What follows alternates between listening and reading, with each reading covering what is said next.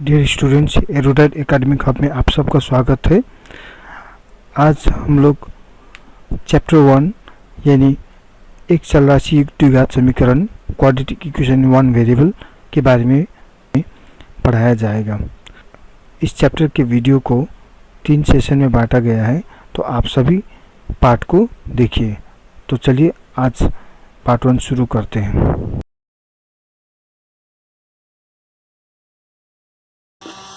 आज का टॉपिक है क्वाड्रेटिक इक्वेशन।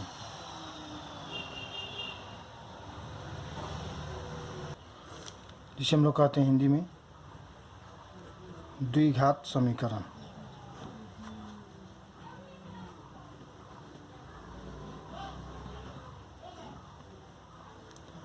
तो सबसे पहले बच्चों हमें ये समझना होगा कि द्विघात समीकरण है क्या, द्विघात समीकरण किसे कहा जाता है। आपने अभी तक कुछ साधारण समीकरणों को देखा होगा, जैसे कि x + 1 = 7 या फिर 2x + 3y = 9 या फिर 7x + 8 = 15। तो यहाँ आप देख रहे हैं कि जो अज्ञात राशि x है, तो ये आपका लीनियर इक्वेशन हो गया, linear equation in one variable.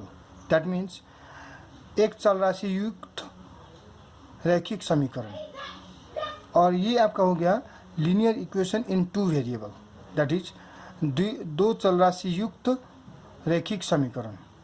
चूँकि यहाँ दो अज्ञात राशियाँ हैं, x और y। यहाँ देखिए आप x और y, ये दो अज्ञात राशि हैं, ये भी एक अज्ञात राशि, यहाँ भी एक अज्ञात राशि। यहाँ अज्ञात राशि कहने का तात्पर्य चल राशि यानी वेरिएबल से है। वेरिएबल या अज्ञात राशि या चल राशि वे राशियाँ हैं जिनका मान परिवर्तनशील होता है, जिसे हम x, y या z एवं अन्य अक्षरों द्वारा प्रदर्शित करते हैं। The quantities whose values may or does vary or changes is called variable. It is generally denoted by the letter x, y, z, etc. तो ये एक रैखिक समीकरण है, लीनियर इक्वेशन है। इन्हें द्विघात समीकरण नहीं कहा जा सकता है। तो द्विघात समीकरण वह समीकरण है जिसमें चल राशि यानी वेरिएबल का अधिकतम घातांक 2 हो। कहने का मतलब ये हुआ, यहाँ अज्ञात राशि कहने से हम लोग ये समझते हैं कि जिसका मान हमें ज्ञात करना है, जैसे x हो या y हो या z हो। अगर कोई भी समीकरण जिसमें अज्ञात राशि का अधिकतम घातांक 2 हो तो उसे द्विघात समीकरण कहते हैं। अगर इंग्लिश में कहा जाए तो इसे हम लोग कहेंगे a quadratic equation in one variable is an equation in which highest power of the variable is 2। अब इसका प्रमाणिक रूप कैसा होता है? किसी द्विघात समीकरण का स्टैंडर्ड फॉर्म होता है ax² + bx + c = 0। अब ये क्या क्या है, यहाँ a b c का मतलब क्या है और x का मतलब क्या है? द्विघात समीकरण के इस स्टैंडर्ड फॉर्म में यानी प्रमाणिक रूप में x एक चल राशि है जिसे हम अज्ञात राशि के नाम से भी जानते हैं, जिसे वेरिएबल भी कहा जाता है, एवं a b c वास्तविक संख्याएं हैं, जहां a x² का गुणांक है, b x का गुणांक है और c एक स्थिरांक यानी कांस्टेंट टर्म है। In the standard form of quadratic equation x is a variable and a b c are real numbers where a is coefficient of x², b is coefficient of x and c is a constant term। ठीक है, तो जहाँ फिर से a का मान 0 नहीं होना चाहिए, अर्थात a का मान 0 नहीं होना चाहिए। तो ऐसे वे समीकरण जो कि इस रूप में पाए जाएंगे इस स्टैंडर्ड रूप में होंगे या उनको इस स्टैंडर्ड रूप में प्रकट किया जा सकता है, उसे ही हम द्विघात समीकरण के रूप में जानेंगे। ए जो है ये एक्स स्क्वायर का कोएफिशिएंट होता है, कोएफिशिएंट, ठीक है, जिसे हम कह सकते हैं गुणांक, कह सकते हैं हम लोग, गुणांक होता है। बी जो है ये एक्स का गुणांक, एवं सी जो है ये है आपका एक स्थिरांक होती है, क्योंकि इसमें कोई भी, इसके साथ कोई भी चल राशि नहीं है, या फिर तो इसे हम x⁻0 का गुणांक भी कह सकते हैं,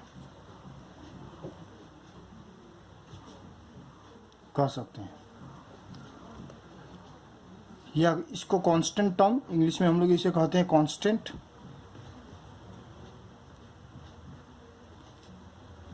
तो यह हो गया, या फिर x⁻0 का गुणांक यानी x⁻0 का कोएफिशिएंट।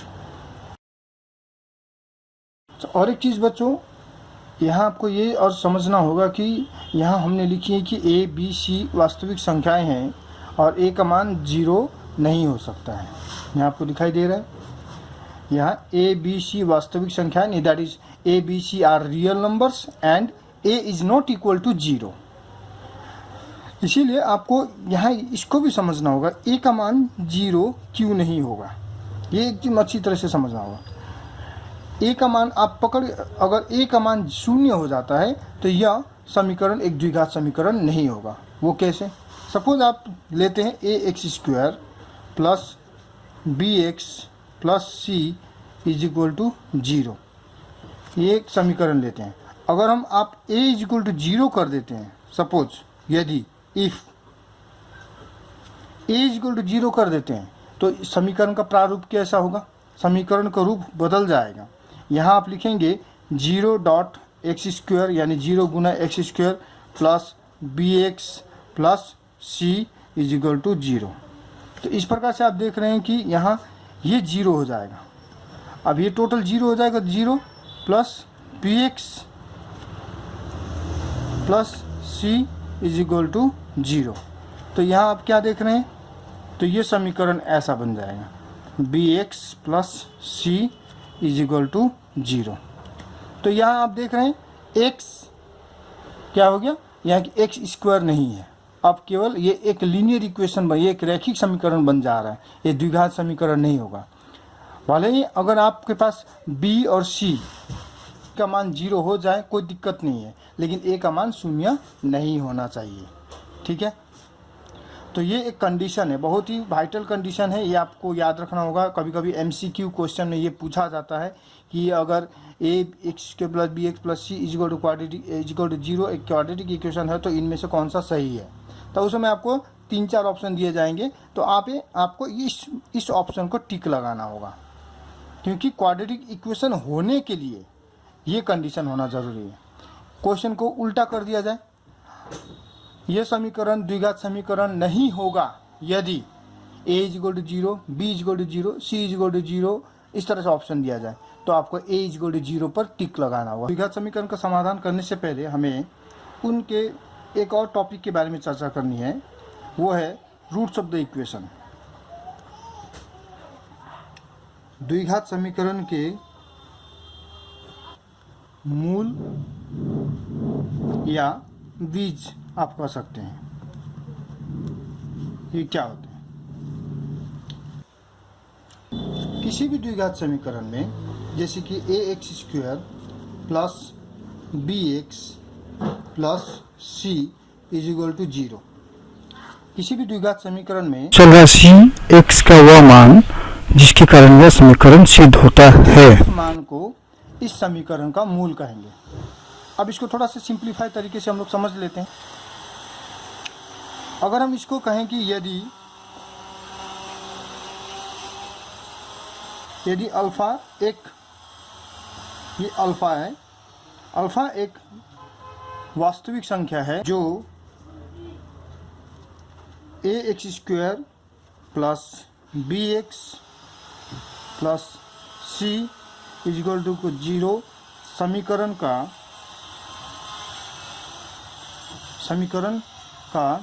एक मूल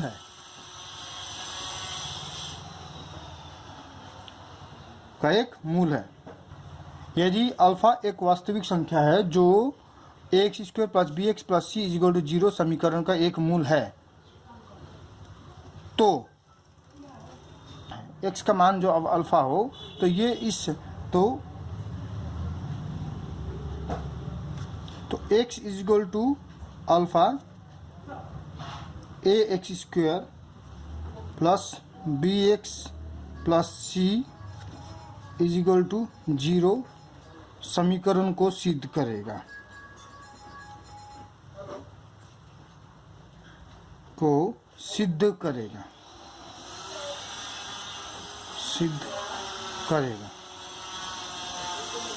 कहने का तात्पर्य अर्थात अगर हम और इसे सरल और तरीके से समझें तो हम लिख सकते हैं a alpha square plus b alpha plus c is equal to 0।